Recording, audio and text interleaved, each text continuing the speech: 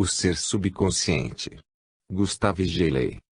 Quando, em 1899, o Dr. Gustave Geley dava ao público o ser subconsciente, provavelmente não imaginava o inestimável trabalho que prestava ao mundo científico e cristão, quanto ao testemunho que ensinava, testemunho em prol dos princípios propagados a viva voz pela doutrina espírita, codificada por Allan Kardec. Toda a verdade fura o bloqueio maciço do inconformismo, sobrevive às investidas desnorteadas do obscurantismo, galga as encostas pedregosas do tempo, atravessa os séculos e brilha intensamente, quanto mais intenso for o quilate de pureza que abarque. Há sempre, no entanto, necessidade de difusão da verdade, qualquer que ela seja pelos meios convenientes à grandeza que encerre, se verdade científica, meios científicos, se verdade religiosa, meios religiosos, se verdade filosófica, meios filosóficos. Por isso, a difusão espírita deve ser conscienciosa, imparcial, moralizada, filosófica, científica, cristã, numa palavra. O que não se atém às regras da cristandade não pode ser tido como autenticamente espírita. Mas, sempre que revelações de grande envergadura entram em contato com a relatividade do homem, há choques os mais variados. Daí a eficiência do estudo científico, a propriedade da arguição filosófica, a procedência da edificação evangélica. Só com a argumentação científica não há base sólida, só com raciocínios filosóficos não existe equilíbrio, simples entendimento moral, sem assimilação integral, não possibilita a sobrevivência do novo corpo. Nenhum pássaro voa com uma só asa. Cada ser humano apresenta necessidades peculiares que, na medida do possível e do racional, devem ser atendidas. E é precisamente neste ponto que a unidade das duas asas faz-se imperiosa. O homem que entende essa unidade está de posse da chave certa que abre as portas do reino dos céus. Geley conseguiu atingir semelhante alvo. Foi cientista moralizado, moralizador dono de grande ciência. Foi filósofo e foi caritativo, porque soube compreender a sede de saber que ardia dentro de cada um. E, principalmente, foi trabalhador consciencioso porque se deu ao mundo científico de então, visando ao mundo moralizado do futuro. A profundidade que ressuma das páginas de O Ser Subconsciente é o canto de vitória do justo, a cartilha do estudioso, o bálsamo do viajor esgotado. E a fonte cristalina que recebe a transcendental busca da humanidade. O Ser Subconsciente é destes livros que enobrecem a biblioteca espírita, é o pequeno grande livro do Espiritismo. Nele encontramos o raciocínio preciso, a forma adequada, a perspicácia que não alfineta e a simplicidade tocante, esta última, aliás, a marca registrada do Dr. Geley, o triunfo que lhe assegurou o agrado de todos os seus leitores. Eis porque procuramos nesta tradução adaptar, na medida do possível, a fluência rítmica da língua francesa à modulação expressiva do idioma português, obedecendo, contudo, a forma de pensar característica do francês, de modo a que o estilo de Geley não fosse prejudicado de feição irremediável. É tarefa altamente feliz o entregarmos, agora, ao espírito brasileiro, o ser subconsciente. Feliz não porque tenhamos efetuado algo digno de glória que, absolutamente, não o é, mas porque temos a certeza de que o presente trabalho será altamente proveitoso para quantos queiram aprofundar seus conhecimentos da doutrina espírita, que o amor de Deus e o amar do Cristo, este sim, glórias do universo, entregaram ao mundo. Praz aos céus que todos nós, estudando conscienciosa e imparcialmente esta primeira grande de Geley, consigamos penetrar um pouco mais dos ainda hoje mistérios da mediunidade, caminhando, deste modo, mais alguns centímetros na estrada do conhecimento iluminado pela fé cristã em que o mundo inteiro precisa viver. Rio de Janeiro, 30 de maio de 1974. O tradutor. Geley, apóstolo da ciência cristã. As ideias novas constituem testes avançados para quem quer que ouse esposá-las. Em todos os tempos, em todas as regiões, houve dúvidas quanto à veracidade dos fatos. O raciocínio foi e continuará sempre a ser o grande trunfo do espírito chegado ao reino humano. Mas, difícil faz-se de compreender que o homem se utilize desse raciocínio, atarrachando à própria consciência a baliza da negativa infundada. É atitude que contraria a própria essência da faculdade de discernimento. É profundamente estranha a verificação da atividade consciencial lutando por menos entender todas as coisas, por perder progressivamente a noção da própria vida. Felizmente, essa não é regra geral, embora digam que a exceção confirma a regra. Dentro da ciência, preocupada com o esclarecimento da vida, do universo, houve sempre e sempre haverá o legítimo cientista, isto é, aquele que, lançando mão dos métodos científicos, prossegue na pesquisa sem espírito prevenido, sem a má vontade dos falsos pesquisadores e com a lúcida atenção do cérebro e do coração. A antiga metapsíquica aqui, na classificação de Charles Robert Richet, o genial descobridor da anafilaxia, pacifista e mérito, estudioso do calor animal, ocupa lugar de destaque no desenvolvimento do século XIX. É, no seu conceito, a ciência que tem por objeto os fenômenos físicos ou psicológicos devidos a forças que parecem inteligentes, ou a faculdades desconhecidas do espírito. Esse Richet ainda não convicto da realidade do espírito imortal, da sobrevivência do ser. Eis agora o mesmo cientista depois das pacientes pesquisas efetuadas na companhia de inúmeros estudiosos de grande mérito. O mundo oculto existe.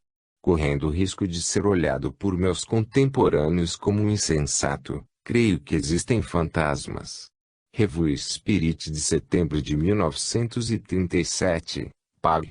396. Ora, o enunciados do conceito de metapsíquica, se não endossava a hipótese espírita, naquela época, não deixava de afirmar a existência de um espírito desconhecido, reconhecendo-lhe faculdades também desconhecidas. Atualmente, os seres que pareciam inteligentes já dão mostras de raros conhecimentos e, também, de conhecimentos raros, e são eles mesmos que nos recordam sempre a importância das vidas desses primeiros pesquisadores, dedicadas inteiramente à tarefa do aclaramento da inteligência humana. Como introdução, cabe apenas citar os nomes de, por exemplo, Mieres, Podimori, Odigson, Aksakov, Berenhem, René Sudre, Oshorowski, Delany, Schenknutzing e outros investigadores célebres, todos os adeptos da metapsíquica, alguns concluindo a favor da hipótese espírita, como Aksakov, Bozano, os refutados de René Sudre e de Morcelli, e outros pugnando pela inverdade do espiritismo, como o próprio René Sudre, autor de Introdução à Metapsíquica Humana, obra de tristes raciocínios ditos científicos, mas de inusitado valor informático e histórico. Nessa pequenina lista de celebridades deixamos de incluir um dos mais famosos nomes, justamente pelo fato de ser ele a figura central do nosso estudo, e cujo cinquentenário de desencarnação se comemorou em julho de 1974. Trata-se do Dr. Gustave Gelée, antigo interno dos hospitais de Lyon, laureado pela Faculdade de Medicina da mesma cidade graças à sua obra de Applications Peripériques de Certains Alcaloides ou Glucosides. Pelo que nos informa a Revue Spirit, de 1924, o Dr. Gelée reencarnou em 1868, em Montceau-les-Mines, França. Cursou a Faculdade de Medicina de Lyon, estabelecendo-se, posteriormente, em Annecy, já com farta bagagem de realizações, inclusive a precatada tese premiada.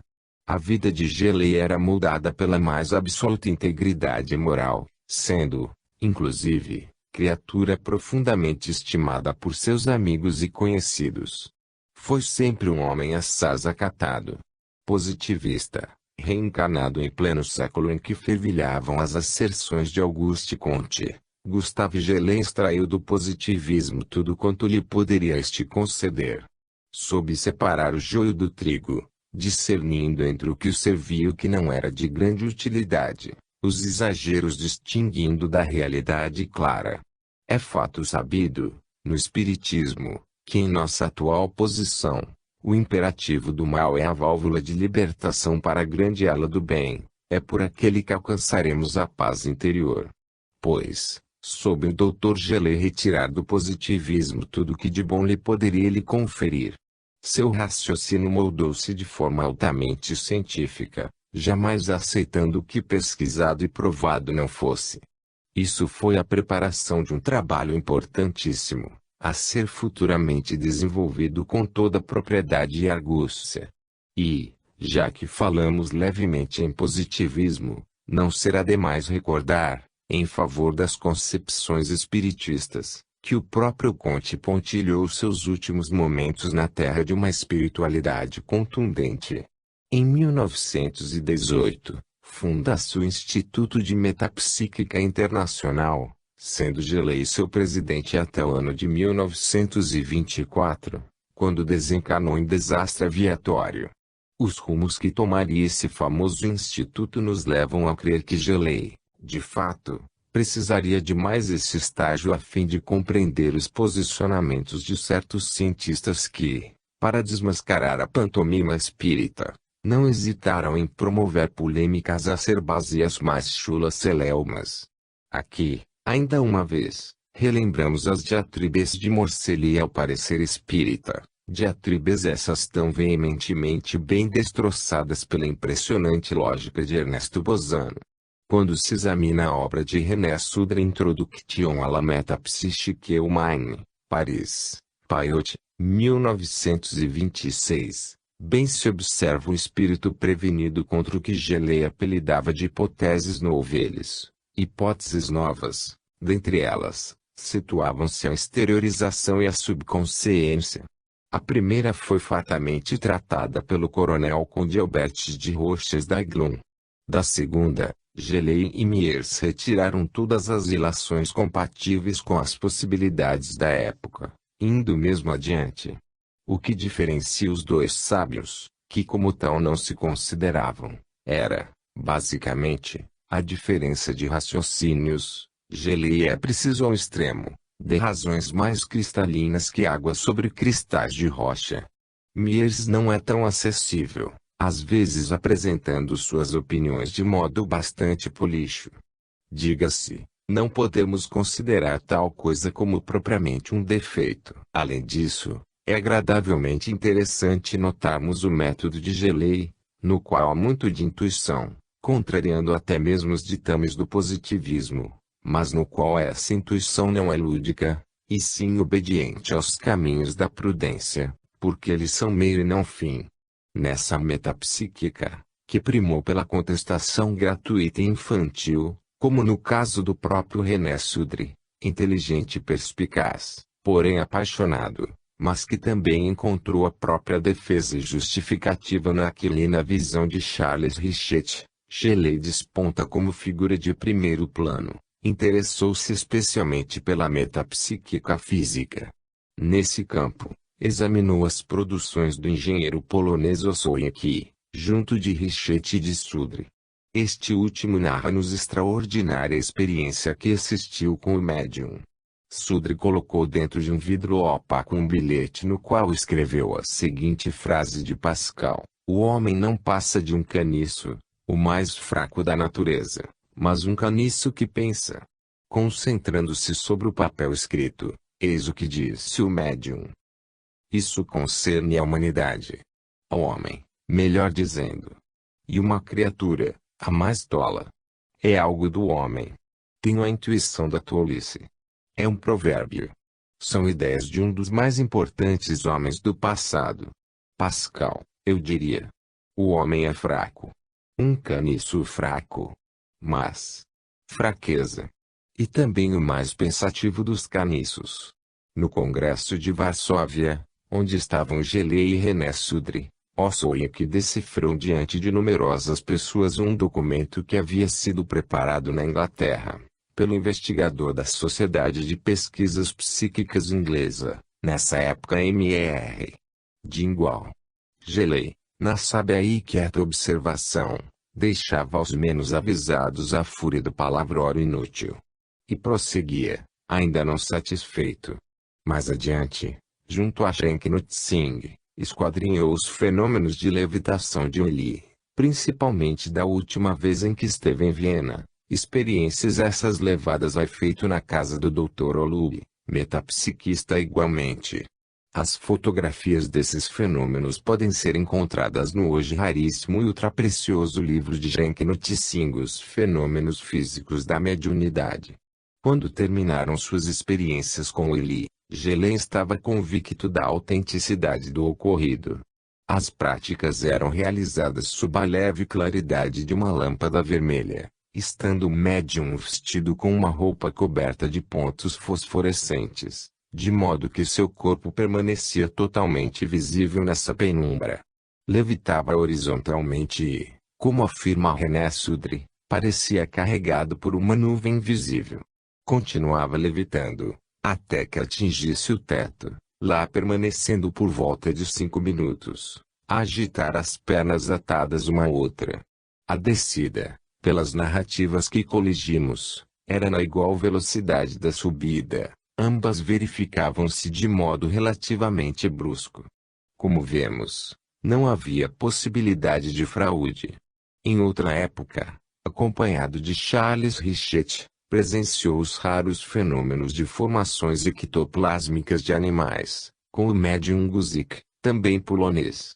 Gelei narra por diversas vezes, inclusive nos anais do instituto que dirigia, o estranho contacto que lembrava o roçar da cauda de um cachorro no tecido de seus costumes, além da presença de outras formas de animais que exalavam odor de fava. Nessa mesma etapa de sua vida, realizou e presenciou experiências de fluido mumificador, mumificando animais por meio de passes. A respeito, pronunciou profunda predição, afirmando que mesmo os animais maiores conservavam-se tão bem quanto se houvessem sido empalhados. Além disso, notou que as parasitas microscópicas eram destruídas por essa ação fluídica, o que o levou a concluir que a ação fluídica do médium era microbicida indireta porque se processava graças ao reforço que emprestava aos tecidos. Foi assim que Gelei ligou o fenômeno ao campo da metapsíquica curativa, o que é hoje amplamente difundido no espiritismo experimental. Nesse particular, os afrescos egípcios demonstram a realidade do aproveitamento das forças magnéticas humanas na mumificação, onde, dentre outros componentes, eram aproveitadas a energia solar e a polaridade natural. Recentemente, nos Estados Unidos, han sido realizadas experiências desse teor, com a conservação de pedaços de carne animal por muitos dias consecutivos, apenas com base na imposição das mãos. De 1922 a 1923, Gelei conduziu sessões no Instituto de Metapsíquica Internacional, com Guzik e com Franek Kluske. Essas sessões eram desenvolvidas sob as mais rigorosas condições. Os médiuns estavam vestidos com a roupa especial, amarrados nos pulsos e nas pernas e ligados aos assistentes por fios resistentes. Nessa empresa foram vistas súbitas luzes entrecortadas, voando numa certa altura, formando, depois, 2 belos olhos. Ao lado desses olhos, esboçavam-se posteriormente traços luminosos, a formar um rosto. Depois, surgia, perfeitamente visível, a cabeça. De repente, uma voz rouca indefinível, palavras de Gelei, pronunciou em alemão Guten Morgen. Nessas mesmas reuniões, luzes estranhas esvoaçavam sobre o piano do salão, fechado a chave, furtando-lhe 4 ou 5 sons subsequentes. Conclus-que realizou também experiências de materializações de formas de animais, tendo visto a presença de enorme águia pousada sobre os ombros desse médium. Esse estranho animal, produzido também em seção onde se achavam Richet e Gelei, foi por eles chamado de pitecantropo. Observaram ainda a materialização de um homem barbado, com voz rouca, que tocava o rosto dos presentes. Analisando a ocorrência, Gelei chegou à conclusão de que esse homem não passava de criação do médium, a partir da exteriorização de ectoplasma, teleplasma, para Shenki-no-Tsing, reflúvios ódicos, para Reichenbach, uma vez que tal ser obedecia sempre aos pensamentos do sensitivo, não apresentando autonomia de vontade. Gelei não se satisfazia com pouco, até que obteve os célebres moldes, também com Klossky, além das impressões na parafina, prenúncios da dactiloscopia efetuada com as materializações obtidas com Ana Prado, no Pará. Nesses casos, mais uma vez entrou em cena a prudência. Colocava-se um balde repleto de água bastante quente ao lado de outro, pleno de parafina em fusão. A forma mergulhava, em geral braços ou pés, dentro de um e de outro, fazendo com que endurecesse a parafina. Depois desmaterializava o membro, sem partir a substância. Gelei, já plenamente certificado da impossibilidade de qualquer fraude, as reuniões eram realizadas sob austeríssimas condições. Resolveu adicionar ao banho de parafina determinada quantidade de colesterina, gordura que existe no sangue. Ao final do empreendimento, foi achada essa mesma substância nos moldes deixados. Nas primeiras sessões do Instituto de Metapsíquica, foram obtidos 9 moldes, dos quais 7 eram de mãos, um de pés e outro de queixos e lábios. O tamanho destes últimos era perfeitamente normal, estando os demais reduzidos de 1/4, se bem que apresentassem sempre as características de membros adultos. Gelei observava, dentre outros aspectos, os pormenores da pele, idênticos aos de um membro vivo. As mãos entrelaçadas e ligadas Gelei só as obteve nas sessões de 1921 e 1922. Essas moldagens foram, quando examinadas por 5 peritos em moldes, consideradas não como sobremoldagens, mas como moldes originais. Os peritos ficaram atônitos com a fenura das paredes de parafina, jamais ultrapassando a espessura de 1 milímetro, perante o que afirmaram que apenas uma mão viva poderia ter servido de molde. Todos os artistas declararam-se impotentes para reproduzir ao que chamaram de obra de arte. Foi, no entanto, com Marthe Beraude, Eva Carriere, que Gelei realizou o maior número de experimentações. Sua obra do inconsciente ao consciente baseia-se em maior parte nos fenômenos observados com a sensitiva, que produzia materializações diminutas de rostos, mãos e cabeças inteiras. Eva Carriere submeteu-se a todas as exigências de Gelei, em proveito da ciência, razão pela qual o eminente cientista lhe dirigiu tocante agradecimento, apresentando-lhe muito obrigado da parte dessa mesma ciência. A médium era despida e vestida, a seguir, com um gabão negro, tendo essa roupa sido investigada por senhoras da confiança do Dr. Gelei. Depois disso, era amarrada à cadeira, amordaçada e totalmente cerceada em seus movimentos, tendo a mão segura por Gelei. O ambiente era iluminado por suave luz vermelha. Também experimentou a fotografia, com Klossky, tendo surpreendido um oficial, completamente fardado, que passou a insistir sobre as peculiaridades do barrete, dos botões do uniforme, dos cordões das botas, etc. Mesmo assim, Gelei afirmou peremptoriamente que muito tinha ainda a aprender sobre esse assunto. Revista de Metapsíquica, 1925, pág. 30.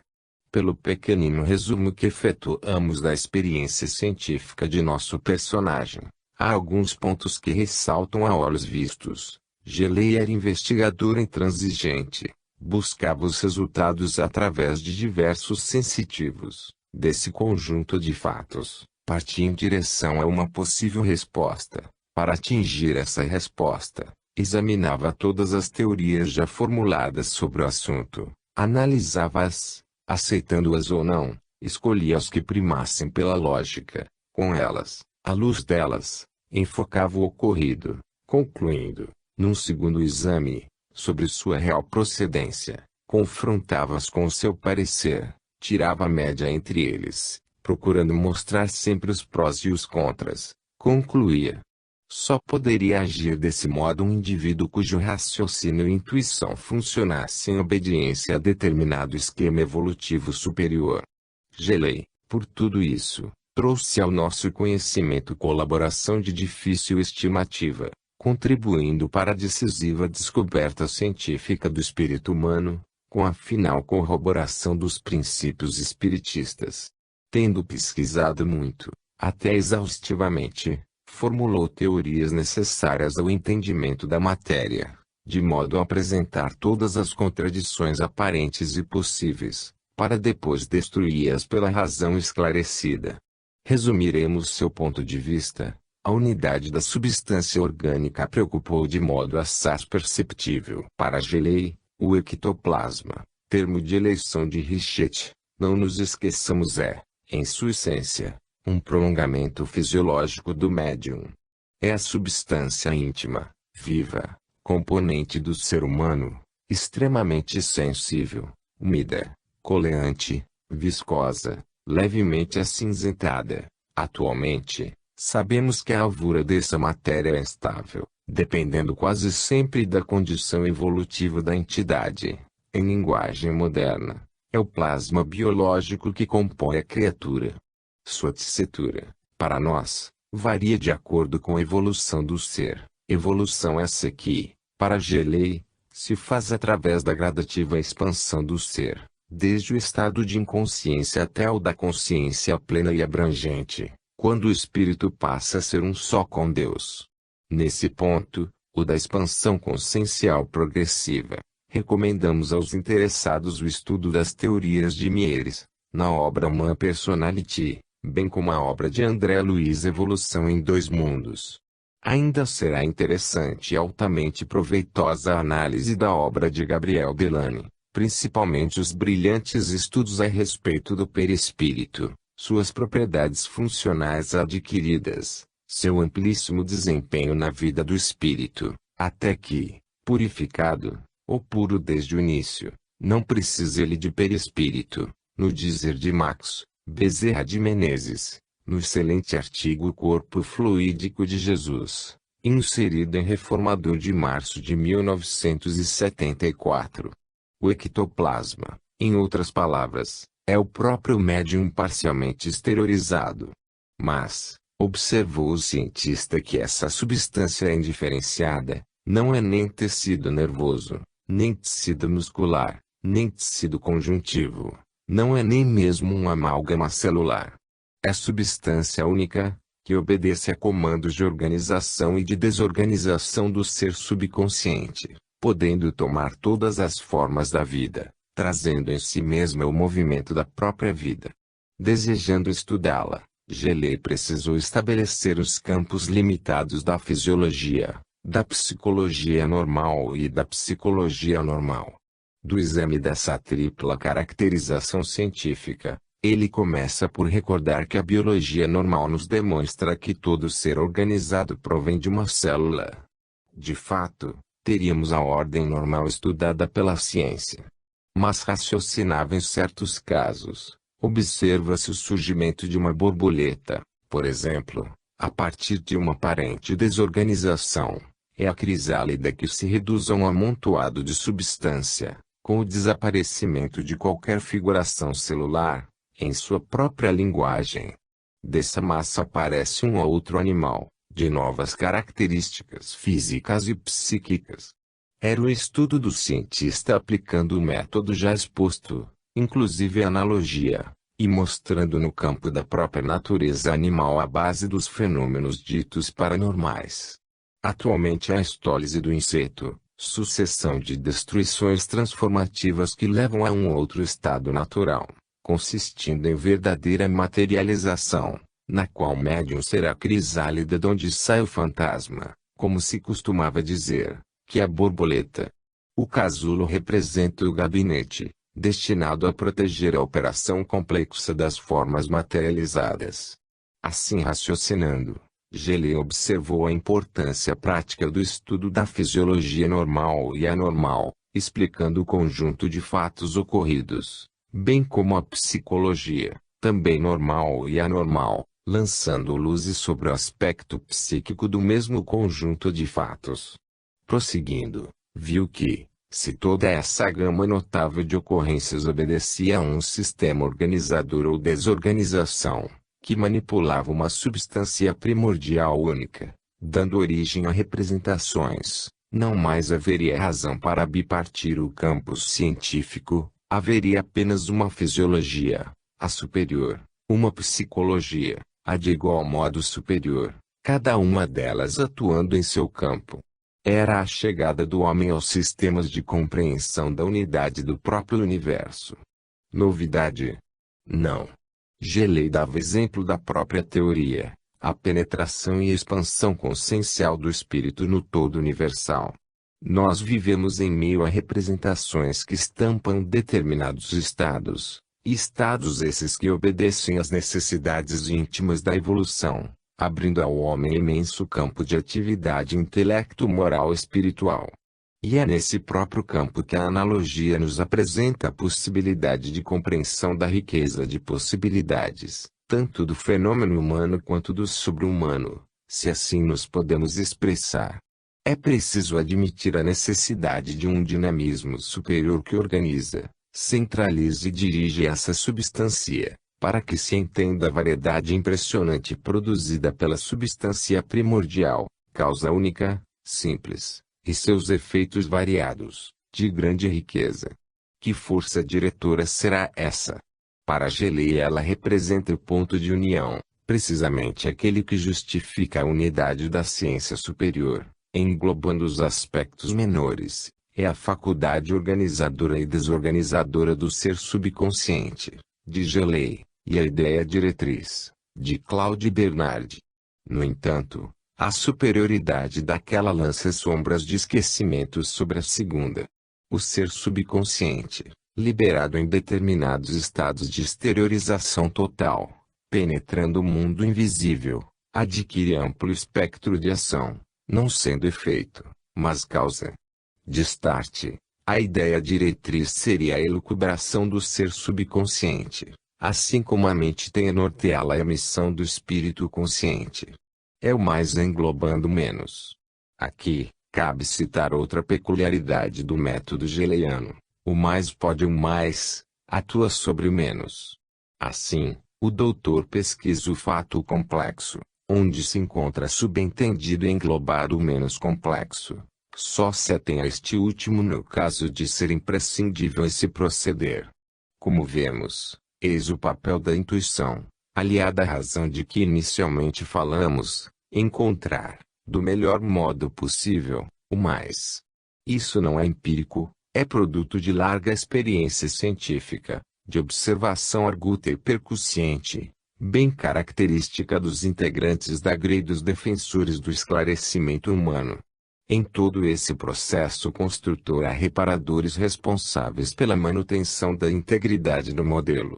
É precisamente a propriedade da substância una, movimentada pela faculdade organizadora da vontade.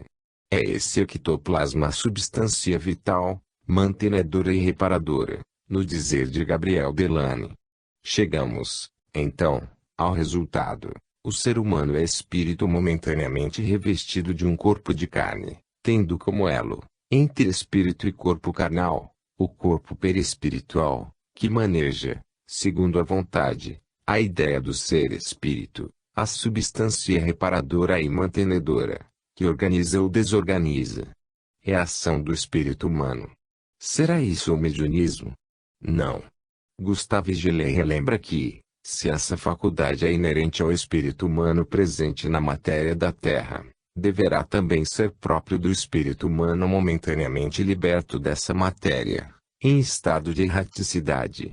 O mediunismo seria, então, todo esse processo magnífico de apresentação de vida, com a movimentação dos recônditos do espírito e a utilização do fluido vital, através do perispírito. Ele é o molde, não nos esqueçamos, segundo a vontade espiritual. Tudo isso, dizíamos nós, elevado a campo muito mais amplo, segundo suas palavras, corroborando as de Mieres, dos seres em presente evolução extraterrestre. Será isso, portanto, de um lado o animismo, ainda que no efeito físico, e, de outro, a mediunidade, isto é, a franca intervenção de um ser diverso do próprio médium, atuando sobre ele na criação física ou psíquica, não importa. Como vemos, isso significa a programação de adesão e defesa dos princípios espíritas. Mas, como dissemos no início, as ideias novas constituem-se em testes avançados para quem quer que ouse esposá-las. Veio a fisiologia clássica explicando que o sono, um dos meios de exteriorização do ser, não passa de repouso dos centros nervosos.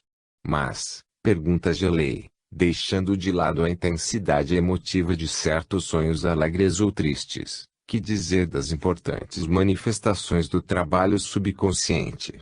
Isso é o suficiente para que se entenda que o repouso dos centros nervosos não explica nem mesmo os fenômenos anímicos, psicológica ou fisicamente. O trabalho do espírito permanece autêntico, mais livre e amplo. Não se conseguiu, portanto, destruir a hipótese espírita. E sobre o mediunismo, Gelei não mais se estendeu sobre as pesquisas incomensuráveis levadas a efeito por toda parte, e, de acordo com as suas próprias palavras, de modo conclusivo e irrefutável, recordava, principalmente, que somente as criaturas que não conhecem o tema, o mediunismo, nem teórica nem experimentalmente, continuam a negar os fenômenos dessa ordem, que esses fenômenos investem-se de uma objetividade facilmente demonstrável e não somente explicável pela fraude, pela ilusão ou pela alucinação, que nada tem de sobrenatural, podendo ser interpretados de modo perfeitamente racional e satisfatório. Como vemos, fraude, ilusão e alucinação, coletivo ou não, de há muitos são desculpas esfarrapadas, instrumentos anacrônicos de refutação caprichosa da verdade. E o animismo, a exteriorização e a subconsciência, seria a explicação de todo o fenômeno mediúnico. Já por si só o animismo prova o espiritismo, naquele estão em jogo forças espirituais, que não obedecem às secreções cerebrais ou aos humores glandulares, isto é, que não têm sua sede na matéria, embora possam por esta ser influenciadas. Além disso, só seria possível a total explicação se passássemos por cima de uma série infinita de pormenores. Em primeiro lugar, os fenômenos de exteriorização e de subconsciência, para que explicassem o mediunismo, teriam de ter impressionante desenvolvimento, não podendo estar, como dissemos, submetidos à constrição da matéria bruta. Seria necessário que eles estivessem fora dela, com o que seriam espíritos. Mas, admitamos que assim aconteça. Vejamos o que diz Gelei em O Ser Subconsciente. Todos os fenômenos físicos podem ser explicados pela exteriorização, desde que se admita a complexa exteriorização de sensibilidade, força, matéria e inteligência, bem como de uma potente faculdade de organização e de desorganização sobre a matéria. Ora, raciocinamos nós, isso é impossível, dadas as limitações impostas ao espírito pela matéria. Mas, prossigamos, admitindo que assim seja. Vejamos ainda Gelei. A subconsciência pode explicar a influência diretora dos fenômenos e de todas as manifestações intelectuais, desde que se admita uma subconsciência superior bastante complexa, muito diferente da subconsciência clássica. Recairemos na hipótese espírita, ainda mais diferente da consciência normal, por suas faculdades e por seus conhecimentos com frequência muito mais importantes e vastos, englobando completas personalidades múltiplas, ignoradas pela personalidade normal. O parênteses é nosso. Haverá os que, em desespero, dirão, e as vidas passadas? Voltamos ao contexto espírita, mas, ainda assim, Como explicar que alguém que, comprovadamente, não teve vivência no campo da química ou da física, consiga, em estado de transe, elaborar fórmulas inteiras, dissertando sobre elas? Ah, dirão, pela conscientização progressiva. Mas, diremos nós, então estaremos no caminho da evolução do espírito, e não da matéria, porque a consciência é espírito. Ouçamos de lei, mais uma vez. Finalmente, sob a condição de atribuir às subconsciências superiores extensas faculdades de leitura de pensamento e de clarividência, fenômenos que estão contidos lá e explicados pela hipótese espírita, não logram explicar o conhecimento de tudo que concerne aos espíritos, cuja manifestação simula. O parênteses é nosso, relativamente à origem dos fenômenos. É necessário admitir-se um erro voluntário ou involuntário da subconsciência, uma vez que atribui aos espíritos o que na realidade dela mesma promana. Aí está, Gelei raciocinou dentro da ciência e contribuiu com um verdadeiro conceito científico sobre o homem, o único que o espiritismo pode apoiar, de qualquer lado por que se ataque, topa-se com o espírito, que vive e sobrevive, porque é imperecível, e, por ser imperecível, vive sempre. Mas, viverá sempre na contemplação beatífica, no ócio desesperador. Trabalha-se na terra, será o espaço o lugar onde não exercerá suas faculdades? E se, mesmo trabalhando na terra, não logra deixar de ser por agora imperfeito, só se pode concluir que viverá muitas vezes, aperfeiçoando-se moral, intelectual e espiritualmente, cada vez mais, em expansões da consciência, até que, no estado de puro espírito, compreenda o universo e o Criador. Para examinarmos a posição de Gelei face à reencarnação, é necessário recorrermos à contil preciosa obra O Ser Subconsciente. Na segunda parte do livro, iniciada a página 151, da terceira edição francesa, 1911, Paris, F. Alcan, o autor propõe um esboço de filosofia idealista baseada nas novas noções. Há quem critique a apresentação do tema, achando que a posição poderia ser mais clara. Discordamos inteiramente desse parecer, que reflete a precipitação imperdoável ao homem de ciência. Quem quer que atentamente leia, e estude, a abordagem do assunto, que encerra o livro com chave de ouro, ali encontrará subsídios infindáveis para as mais diversas lucubrações, todas elas corroboradoras dos princípios contidos na codificação kardeciana. Gelei foi de tocante clareza, e o tratamento que emprestou à teoria, confessamos, conduziu-nos às lágrimas de emoção. Explicamos, não se trata de água com açúcar, nem, muito menos, que Gelei tenha buscado as palavras de grande efeito, descambando para o terreno da banalidade.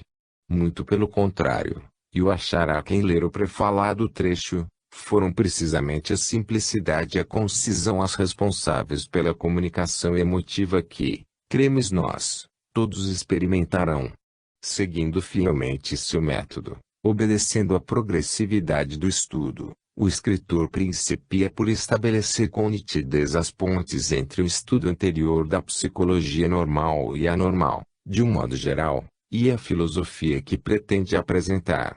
De imediato, faz questão de lembrar que não é dogmático e que deixa ao tempo o julgamento de suas obras, mas que o dever de consciência lhe impõe a exposição e a conclusão a que chegou, após anos de minuciosas investigações. Evoca, em primeiro lugar, a presença no ser de princípios dinâmicos e psíquicos, todos independentes do funcionamento orgânico.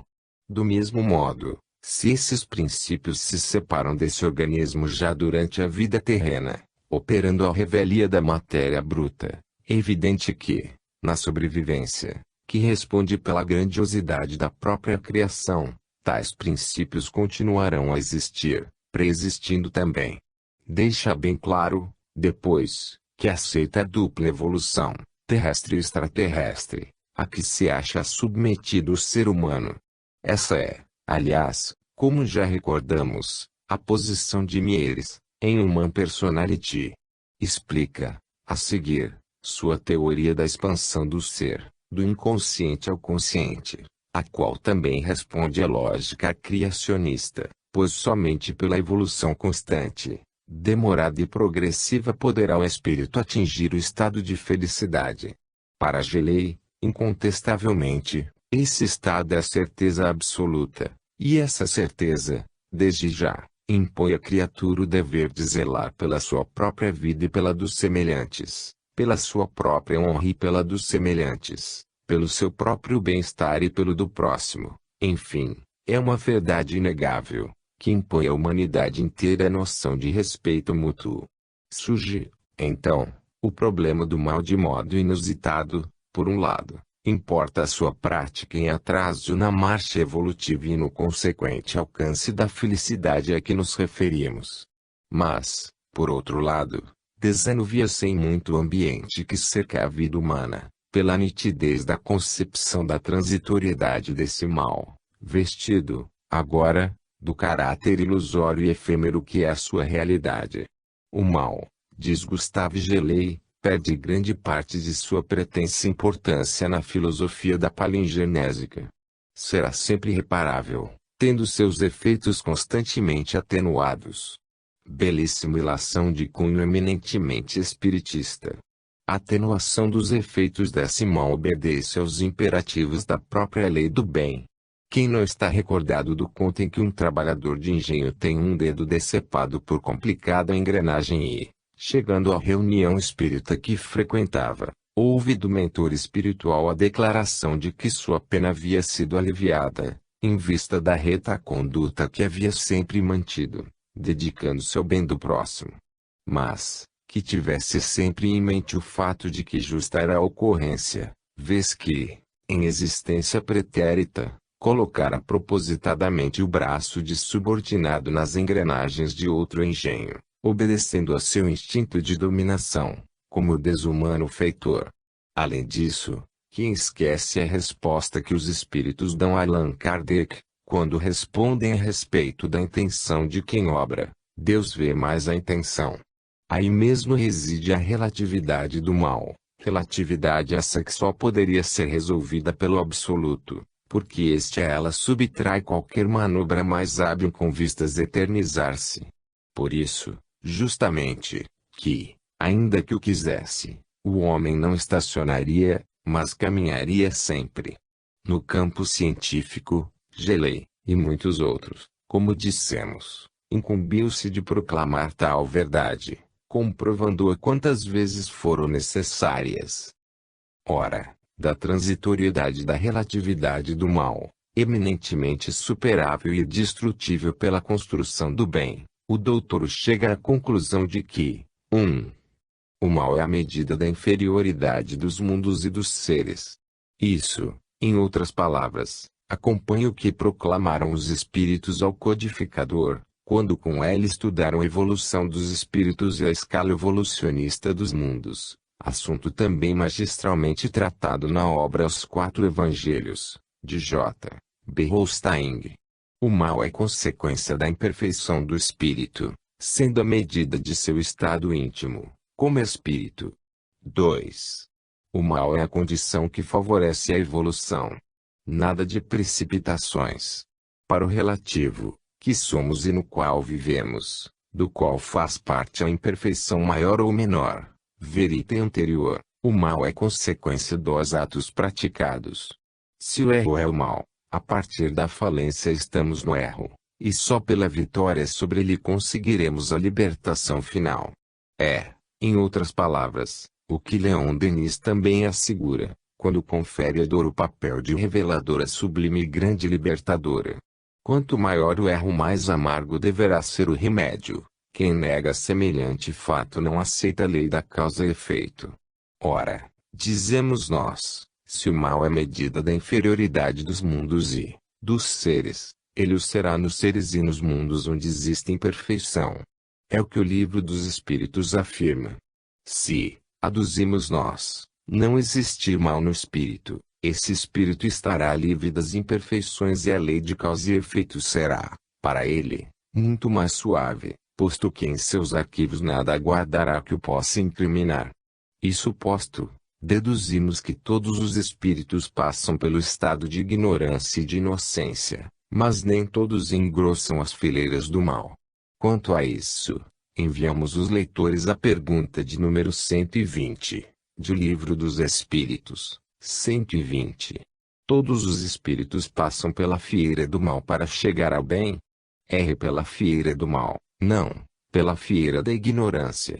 Aliás, é a única forma de compreendermos a justiça divina e, só assim, não há de fato privilégio. Sim, porque o livre-arbítrio passa a ser inerente ao espírito que deixou os reinos inferiores da criação, tendo já penetrado o estado consciência pleno. Essa razão porque a resposta que os espíritos deram a Kardec vem vazada nos seguintes termos, 121.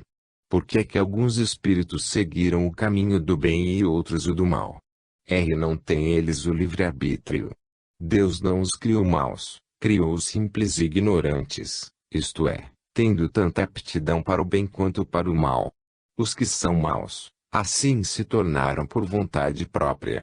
E esse é o motivo por que o mal haverá sempre de ser opção, constituindo-se em escolha pura e simples que o espírito realiza depois que se acha investido do raciocínio, precioso e perigoso dom, no dizer dos evangelistas, em os 4 evangelhos.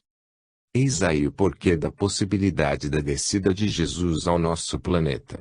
Sendo ele um só com o Pai, aurindo na fonte absoluta a mais perfeita integração com essa divindade única, só ele poderia, de acordo com a sua pureza imaculada e com as leis que regem as esferas que assiste, trazer o exemplo do absoluto bem e do mais incontestado amor. Jesus, não nos esqueçamos, é um eleito, como bem o diz Emmanuel, em O Consolador, resposta à pergunta de número 277. É aquele que percorreu toda a escala evolutiva em linha reta, o que se elevou para Deus em linha reta, sem as quedas que nos são comuns, sendo justo afirmar que o orbe terrestre só viu um eleito, que é Jesus Cristo. Daí já lei dizer que o mal é a medida da interioridade dos mundos e dos seres, só haverá mal onde houver imperfeição, só existirá imperfeição nos seres falidos. Mais adiante, fala ele de um determinismo atuante em todo o campo superior, onde cessa o livre-arbítrio, o que, prima facie, poderá parecer estranho. Observemos, contudo, que todos os seres alcançam a perfeição, o estado de puros espíritos. Ora, se todos o alcançam, ele será um fim comum a qualquer um. É o determinismo se o bem, a partir do momento em que o espírito se decide pelo reto proceder, em que compreende integralmente o destino do universo. Ele luta por integrar-se nessa realidade, se raciocina, parte rumo ao entendimento, e só o entendimento. Logo, prova o suficientemente o douto cientista, existe um fim único, fatal por assim dizer, coroado da mais pura lógica, objetivo do espírito humano, condição para que a essência espiritual caminhe sob a tutela dos espíritos prepostos, enfim, razão por que brilha o sol e por que desabrocham as flores e choreiam os passarinhos. Palingenésica. Que importam as palavras se tão imenso é o trabalho a realizar, se tão vastos os horizontes descortinados e se tão avassalador é ainda a estupidez humana. Quem haverá de entender o espírito que fala das coisas do alto, que mostra a verdadeira grandiosidade da ciência legítima, da ciência que deixa a pomposa cátedra universitária e desce ao nível da ignorância, em subida concessão, por serem justamente os que estão no alto que podem descer ao nível das misérias humanas, sem contaminar-se irremediavelmente. O Dr. Gellé entendeu a humanidade porque não compactou com as estranhezas em que ela vegeta, e porque a compreendeu acima de tudo como indigente de pão de sabedoria e como mendiga da nobreza que caracteriza os espíritos sábios. Para isso, basta recorramos à sua síntese de consequências morais e sociais da filosofia da palingenesia. Basta que isso se faça para que percebamos quem foi Gustave Gellé. Diz ele, em Arrobo de Bondade, Essas consequências se resumem em algumas prescrições: trabalhar, amar cada um ao próximo, auxiliar-se mutuamente, rejeitar todos os sentimentos baixos e inferiores, tais como o egoísmo, o ciúme e sobretudo o ódio e o espírito de vingança. Evitar tudo que a outrem possa prejudicar.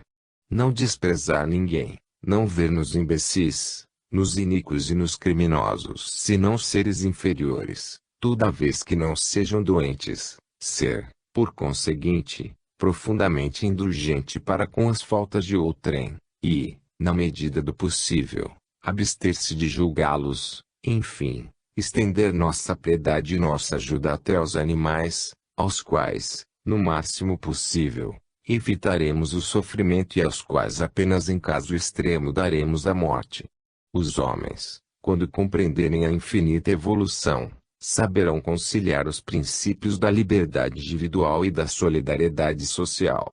Compreenderão que têm o direito ao livre desenvolvimento, mas que são rigorosamente solidários, nesse seu livre desenvolvimento, não só de seus semelhantes, mas de tudo o que pensa, de tudo o que vive, de tudo o que existe. As quimeras de hoje serão as esplêndidas realidades de amanhã. Aí, nesse pequenino trecho, está resumida toda a ideia de Gelei a respeito da vida, do homem e da harmonia universal. O estudioso da doutrina dos espíritos não pode deixar de enxergar nesse manifesto pacifista o libelo contra as erupções de violência que povoam o mundo, espargindo sobre ele as nuvens venenosas da desconfiança e do ódio. A mensagem contida nas expressões edificantes dizem do ponto de vista do doutor face às necessidades que povoam o íntimo da criatura, correspondendo às reais imperiosidades do espírito torturado pela inconsequência do mal. Gelei foi apóstolo do bem na ciência rude que o homem criou. Ele respondeu ao ceticismo do pregador gratuito com a imagem do equilíbrio que a moralidade elaborou e guardou no coração de cada um. Estamos diante de um missionário, de um homem que apreciava mais as ideias, a elas submetendo os fatos. A ideia palingenésica é de soberana beleza e de radiante verdade. Contra ela nada podem os fatos miseráveis. Era ele um idealista puro, um intransigente defensor do homem. Não era místico, sempre dando preferência às ideias precisas e insofismáveis, mas sempre cuidando de procurar, em toda nova noção que surgisse, a marca da possibilidade, ainda que remota. Pode dizer-se, recordando a beleza da tese do Dr. Alexis Gamay, a respeito da oração, que Gelei era adepto de Descartes, muito embora jamais houvesse conseguido esquecer Pascal. A fé que possui era absoluta, constantemente a serviço do raciocínio rápido como flecha, expressão de René Sudre, e preciso a toda prova. Enquanto, de um lado, aceita plenamente o monismo e concebe a evolução como o passo de um dinamo-psiquismo potencial e inconsciente para um dinamo-psiquismo realizado e consciente, procura, por outro lado, humanizar a teoria pura e simples, apresentando seus resultados, com toda a beleza e grandiosidade que a causa guarda. Gelei é um demolidor de estruturas vazias e obnóxias, mas um demolidor que, imediatamente, compareça ao campo da luta com o plano e com a proposta de paz e de reconstrução.